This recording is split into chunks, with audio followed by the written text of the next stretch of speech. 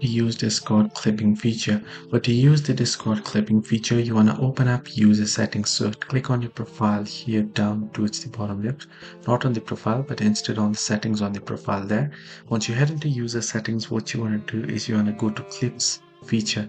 So you want to find the clips option right here.